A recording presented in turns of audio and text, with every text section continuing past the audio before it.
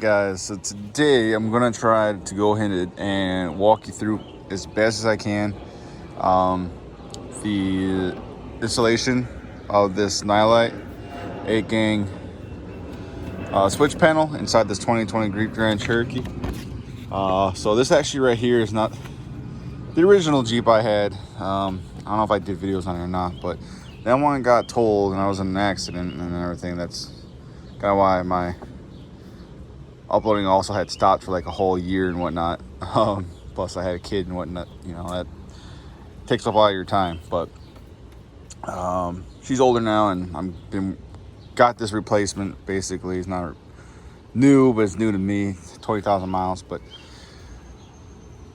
for the most part, everything on here looks unmessed with. So that was basically the pretense. This whole thing is like that. How I did it should be exactly how you're able to do it. But this will work for the aux beam, the nilight, the I think mic tuning, whatever. Anyone that uses these right here, it's all made in the same Chinese factory, but you get this stuff. That's pretty much it. One thing I'm going to tell you right now, before you start watching this and fooling with your Jeep, you're in the 2017, you would have been good to go. The 2020, however, this fuse tap, you need to go on Amazon. You got this from anyways. Hop on there and grab yourself some Micro 2 tap a fuse, or create a circuit, fuse tap, whatever you want it. Because this will not fit in your car's fuse box, and without this, you can't power your module and everything. So let's take a look at some of the stuff you get. If you got the Pentastar V6, you can probably use this one.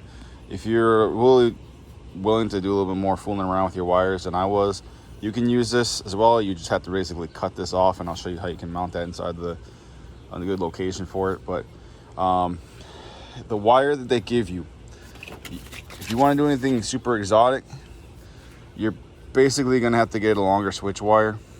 All right, because this one is not going to be long enough for you. Right now I have it mounted up here on my 6 Monkeys panel, and it's run from here, and I'll show you how I ran it. But for this location, you can pretty much do it and that where this mounting location is, and that's it. So just keep that in mind. You may need a longer switch panel if you want to do anything crazy. But they give you this nice little flat mount if you want to do that. I'm using the hinge mount right here, so I can keep it a little bit more facing towards me. They give you another flat bracket here if you want to bridge it between some sort of struts or something like that. But yeah, so basically what I used on this installation, I used the hinge, and then I just used this. I mounted it to the fuse box, and then get yourself some extra zip ties. Some good tools to have is obviously a trim puller, some dielectric grease. I recommend that anytime you're messing with electrical stuff. Get yourself some washers, red electrical tape to mark off hot stuff, spare zip ties. You don't need it, but we'll actually do a 1/2-inch drill bit and a Dremel, work light, knee pad. This right here I used for the crimpers. You need kind of something flat. I use like a drywall knife, wire strippers. You don't really need these, but they're made here. It's little snips. Phillips head screwdriver, a flathead, number 13 wrench for your battery contacts. I don't think you actually need this thing for anything. You might, but a 10mm, can't remember. And then you're gonna need a, well, not this. Where's the other one I need? Dang it. I believe it, 7mm, a 7mm box wrench. I ain't got it right here. But yeah, here's a pair of pliers I used. And screwdriver, and a metal scribe or some sort of leather punch or something like that. If you actually have a circuit tester, you can use that too. Oh yeah, here we go. I knew I had more tools. Here's your 7mm wrench I used. A Sharpie always comes in handy if you have a countersink. And that's nice too. You don't necessarily need it, but makes it look everything a little bit nicer. But yeah, that's pretty much the tools I use for that. So first thing we're gonna do, we're gonna prep the vehicle for our install. Start on the inside, since it's gonna be the more difficult thing. You're gonna take your trim puller and you're gonna remove, let me go ahead and put this wide angle. You remember this one, remove this right here, this one right here, and this one right here. This felt piece will pop out, pull it towards you and let it hang. It'll be being hung by the footwell lights in here. Then come up here to your weather stripping. Can't really tell if you can see what I'm doing here, but you just simply pull the door seal away from the pinch weld from right down here all the way up to up here on top of the A pillar. Once you got that free, just reach up over here and pull this panel out like that, out. Once you've done that, come up over here to your A pillar, grab this, and you're going to just pull it straight out, and then there'll be a little piece hanging that's connecting this to the A pillar. What you're gonna do is you're gonna reach in there, and there's will be a little tab on the back. You push it and you slide that whole thing, that whole little assembly up, because that's what actually attaches this to the actual A pillar. So once you get that out, this whole piece slides up, because there's two little tongues that stick inside the dashboard. It is to note that this actually slides up under here. So when you install this, you're gonna go on ahead and you're gonna install this first, then you're gonna slide this on, and then attach it here. And any loose cables here, those should be two. There's one actually that doesn't do anything on this particular model here. I just removed it because I don't want to create any loosening. So here's the little push retainer, and this right here. If you see that one, you can just nip that off, or you leave it depending on what you want to do. Put some the wire harness tape on there if you want. Don't really matter, but that's to keep any vibrating from happening. But yeah, so once you've done that, the inside of the cab is ready to go. If you have your 6 Monkeys panel, what you're also going to do is you're going to take your drywall knife and you kind of stick it up between the headliner and the top console, and you use that. You use a little drill. I used, oh, I actually don't have the drill bit in here. Oh yeah, I do. Yeah, I do. Hold on. I used me a number 17 drill bit, which, well, let's see right here. I think this is a quarter. This is a 9/64. So yeah, this is probably a quarter or an 1/8 inch. Probably can use that one. Actually, more like an 1/8 inch. 1/8 inch would work better. So basically, this notch out for the wire here came in through the front right here. I did the same thing. Again, using my knife as a backer. As you can see, when you drill through, you don't want that happening to your headliner in case you rip it up. This is basically cloth covered foam. But yeah, so once you've done that, you don't need to pull your headliner out or nothing. We're gonna come to our engine bay and we're gonna prep that for the install.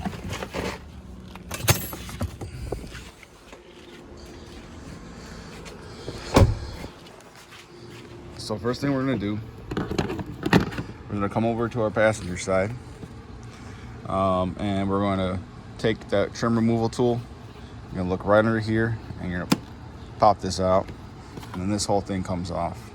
Okay, I just took the whole thing off because it's easier. Next, you're gonna come over here. You're gonna remove this thumb screw right here, and then you're gonna come over here, and you're gonna pop that clip off. This whole thing will tilt up, and you can pull these two off right here and pull this whole plastic piece off. And when you put it back on, make sure you go ahead and get it in properly, and you put this on top of that seal. All right, and then what I do is I went in and pulled this whole thing up with just my hands like this, pulled it up and out, so that way I can lift up this fuse box lid all the way and pull it off. All right, that's your prepped. So first thing you're gonna do now is you're going to prep your signal wire. I call it a signal wire. It's actually for your light panel, your switch panel, but I'm calling it a signal wire. So if I call it a signal wire, that's what I'm referring to. And would you know it? I had this thing out here, and I can't remember where the hell I put it now. But you're gonna get yourself a piece of thin wire. I used some ground wire from some housing wire, and I had left over. And you're gonna wrap it basically right here, like where the wire sheathing gets attached with what you call it, shrink tube. You're gonna kind of make a little shepherd hook, loop it around there and pinch it closed, and then you're gonna wrap it around the wire up until you get to the connector. You're gonna wrap around the base of the connector. So imagine this is our connector. You're gonna wrap around the base of it, and then have it come straight up. You're gonna take some insulation tape, and you're gonna wrap from the wire back down to where you first pinched it. And you can see I have the leftover right there. It's kind of annoying to me I can't find you the actual wire I had, because that'd be a good showing. But I'm pretty sure I explained it pretty clearly what you got to do. But the reason you do that is because you're gonna use that to actually fish it through. Next, what you're gonna do is you're gonna take your work light, and you're gonna look down here, and you're gonna locate that black grommet, that black square grommet right there. Right there. All right, you're gonna take your metal scribe and your pick or your voltage tester or whatever. You're gonna poke a hole in that boot about the 1-2 o'clock, kind of like where I had it, closer to the wire harness than the outside, but not super crazy. Don't go in there and start jamming it around, because you want to nick those wires. There's like some 22 gauge wires or something in there in that wire loom, and you're gonna mess with it and cause a short. So just be careful with it. You're gonna follow that up with a you can either put a screwdriver in there to kind of help open the hole a little bit, or you can just leave the little thing, you just puncture it, and you're gonna go ahead and get your wire, a little contraption you get. What you're doing is you're gonna feed the ground wire in there, and you're gonna kind of feel it around, and you'll be able to feel it go through the actual firewall, and I'll show you where it comes out. And yeah, well, the main thing is you're gonna you're gonna go ahead and either spit on the tip of the wire, or you can use some other sort of waterproof, like silicone or something like that, to lubricate it to get it through the hole. But you gotta push the tip through the hole. And I'm trying to be mature here, but yeah, you just gotta spit on it, honestly, and push it through. Once you get the actual whole head of the connector through, you can actually come in with your pliers now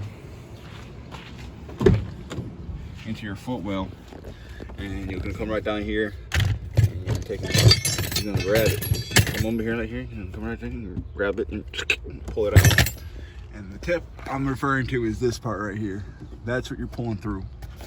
And then as far as that goes, after that, you get it through.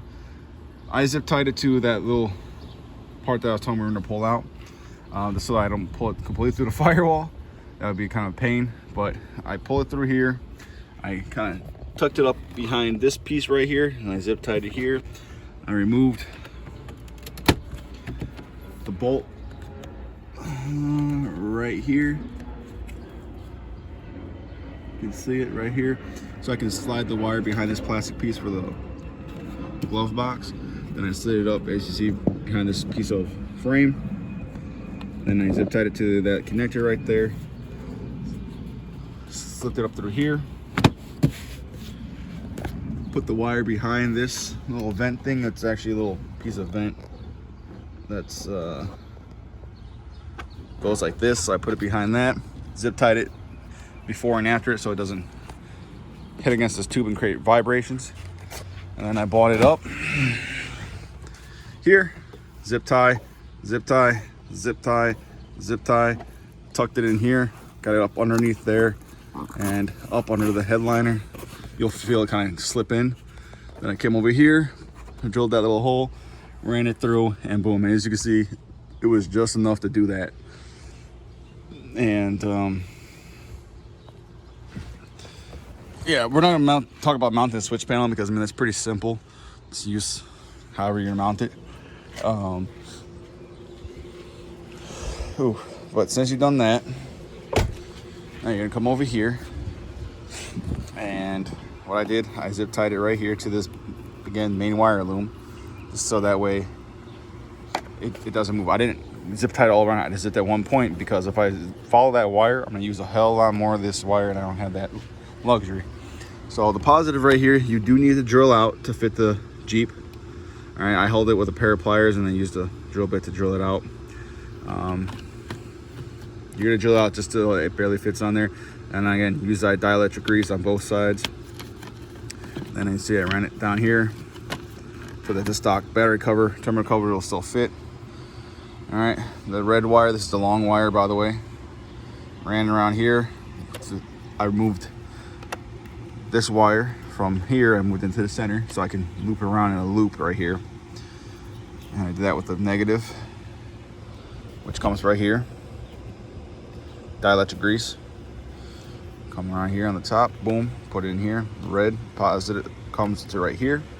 Put this in here and I drilled. The reason I put it right here because I can drill through this fuse box and not hitting any critical information that's on the back of this.